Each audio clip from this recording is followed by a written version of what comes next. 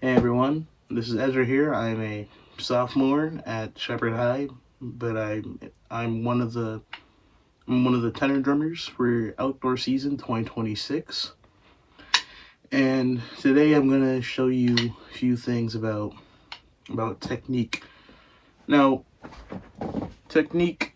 A lot of you guys, especially who are coming out of like just average regular concert band, they didn't really 100% like ran through it with you. Through like sometimes you do this, especially if you're from middle school. A lot of you guys were doing this. Thinking every roll was like it was just dirty, but it didn't really matter if it was on a concert snare drum. But in marching percussion, they're gonna notice like if something's a dirty roll, like that's a dirty roll instead of a clean roll. And before we hit that, I just want to hit the simple basic stuff real quick. So as you can see, the finger.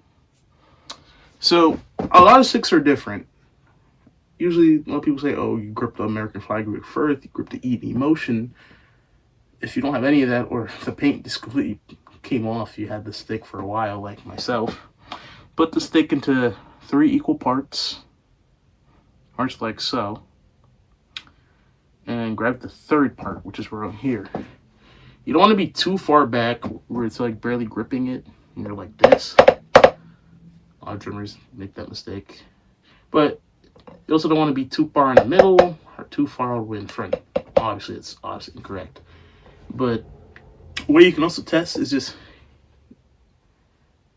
just want to make sure just let the stick let the stick just fall on the drum. Like just find your balance point. Like once you find your balance point, everyone has a certain different type of balance point where it's like maybe like a tiny bit in the back, maybe a tiny bit in the front more. As long as you find your balance point, you can have more of a balanced grip and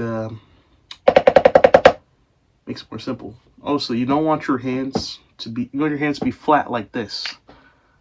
So it can be so flat you'll be able to put a coin on there. Well, obviously until you play. But so far that's the basics for this video. In the next video I'll talk more about the fingers. Hello, Ezra here again.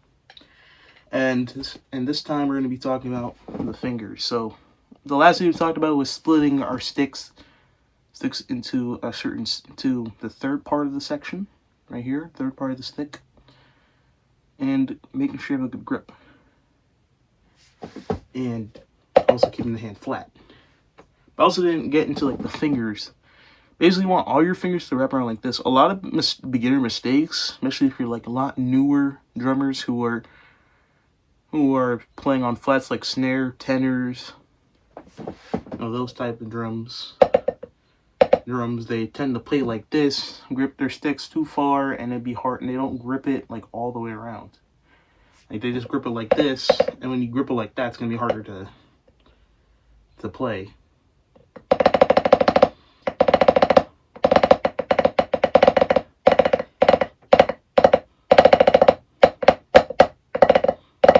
But what you want the stick just to wrap around, just like this.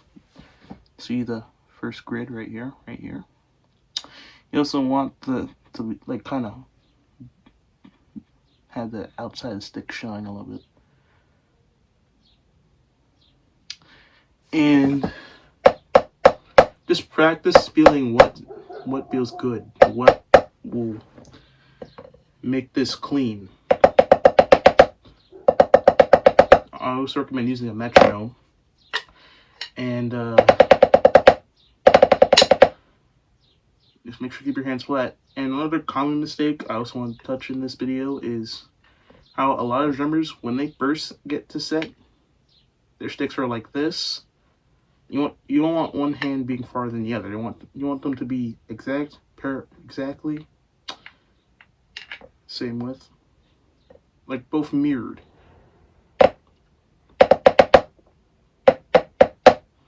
And also just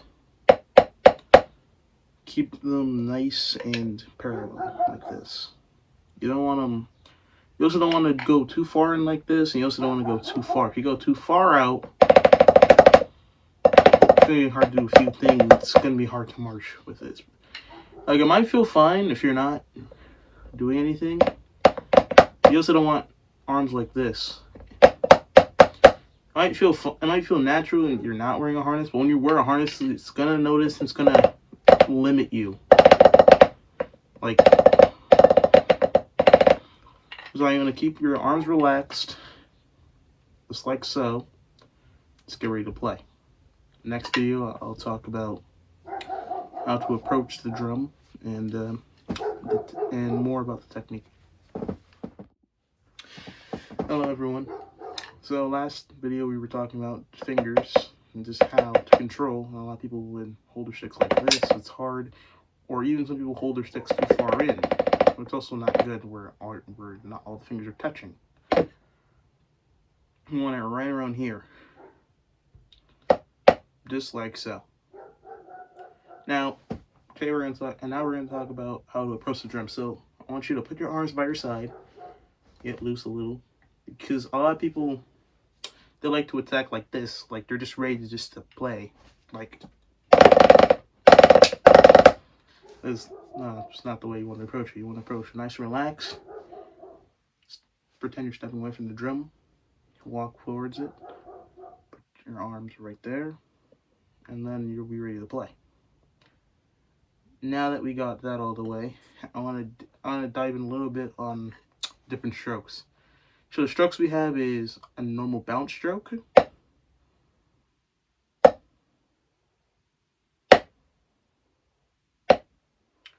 a downstroke,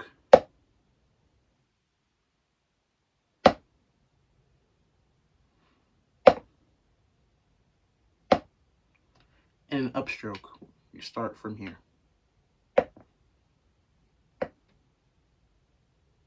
One more time. Just like so.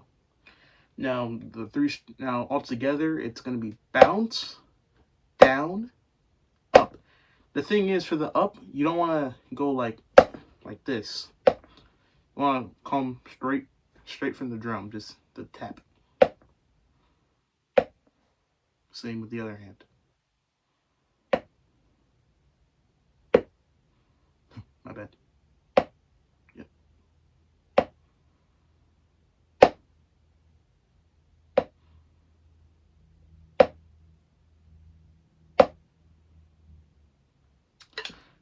Those are the 3 strokes. Just practice it. Just go bounce, down, up, bounce, down, up. To the other hand, bounce, down, up, bounce, down, up, down, up, bounce, down, up.